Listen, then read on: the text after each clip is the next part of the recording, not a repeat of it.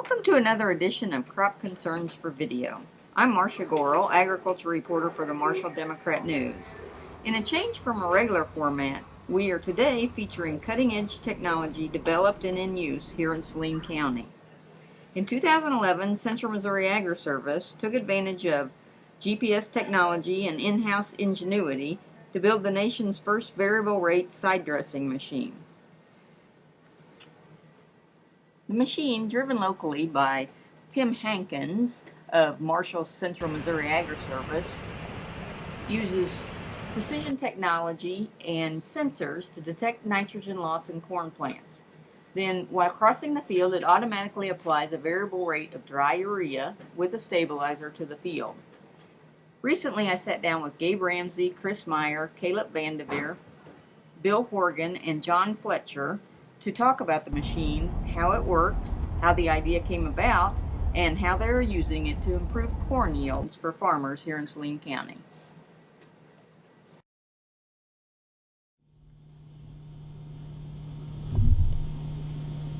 Thank you, Gabe, Chris, and Caleb, Bill, and John for being here today. I know this technology is very cutting edge, and the unique sensors were added here at Central Missouri Agri-Service. Chris, can you explain a little bit about how this idea came about? Well, the idea came about, Gabe and I were at a MOAG meeting 2 years ago, and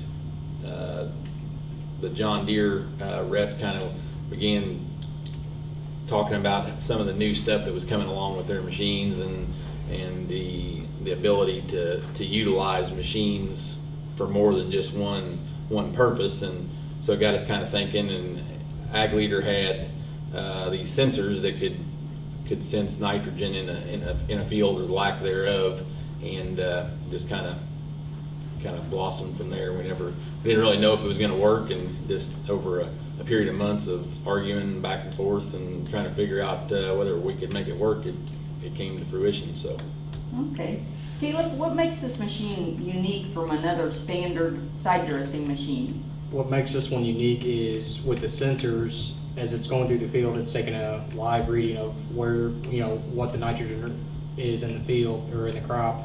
And what makes it unique is that it puts the nitrogen where it needs to be, so it recognizes the weak spots where you need to add more and the stronger spots where it needs to add less, versus just the standard machine that puts the flat rate throughout the whole field. So you're not just placing a flat rate through the whole field, you're putting it where it needs to be to help the crop at that particular area. Okay. Well, Chris, can you explain kind of in layman terms for people like me to understand how the sensors read the conditions of the corn? Yeah, we start off by taking the machine through the field, and that's called a reference strip. So we try to find the best part of the field where we believe the nitrogen's at an optimum level. And then from there, the sensors calibrate themselves and use an average reading from each one of the three sensors, take those numbers in, and then they basically take a base number, and then as we're going through the field, it uses the amount of canopy, so the biomass index, which would be the amount of green leaf tissue in the field, and then it also uses the another reading of infrared light to tell how green the plant is, and that gives a BMI number, and then from that number there's an algorithm that determines how much nitrogen goes on. So if the plant is less green and there's less plant tissue, then it'll put on more nitrogen. If the plant's greener and it has more plant tissue, then it will put on either no nitrogen or less nitrogen. Okay. Well, Gabe, what advantage does a farmer gain by using the variable rate applicator as opposed to using a standard machine? Well, invariably, as you look at a field from an aerial view or from a hilltop or whatever whatever high top advantage you've got, you can look and see there's yellow spots and there's a different color greens in different parts of the field.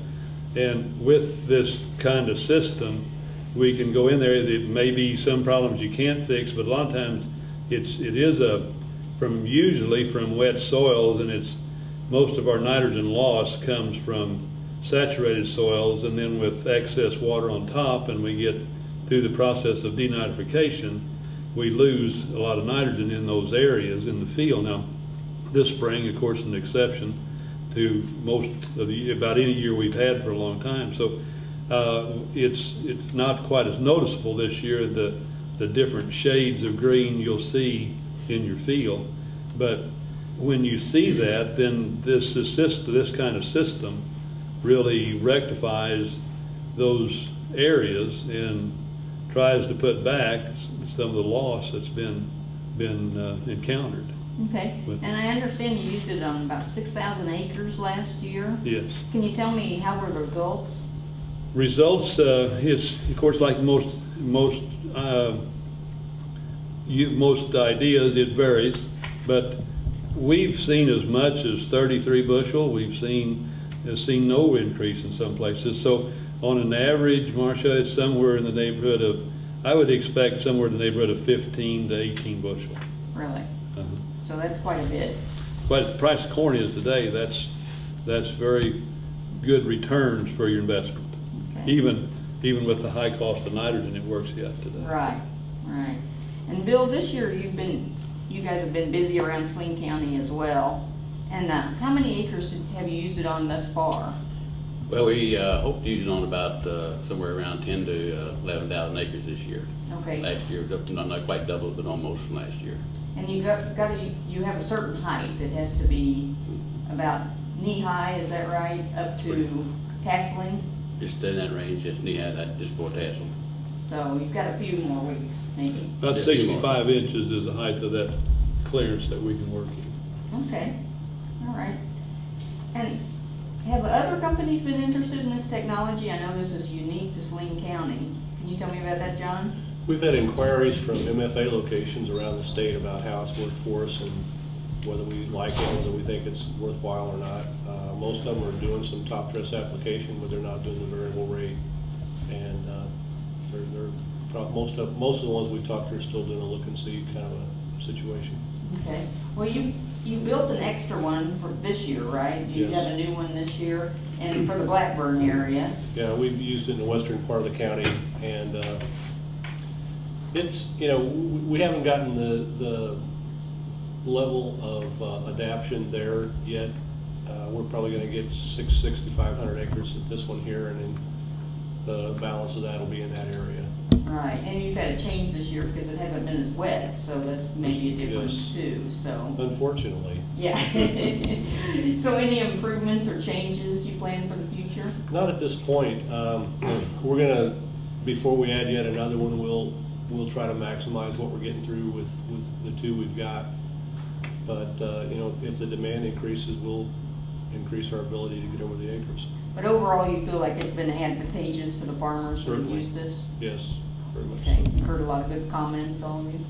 Yeah, we've seen some aerial photography. We did a particular field southeast of town last year, and we ran it on 90-foot centers where the machine's designed to do 60-foot centers. Mm-hmm. But we ran in existing tracks from a sprayer. I did it intentionally. You couldn't believe the photographs. I mean, they were so telling. You can see a 60-foot green strip and a 30-foot yellow strip, and a 60-foot green strip and a 30-foot yellow strip. And then there were areas of the field where it was green all the way across the field. And if you compare that back to the spread maps from when the nitrogen went on, those were areas that didn't require any nitrogen. Wow. So I mean, it was very telling. That's great. Well, thank you all for being here, and I want to thank Central Missouri Agri Service for sponsoring our video, and I also want to say thank you to our videographer, Sarah Reed. Thank you. Thank you. Mhm.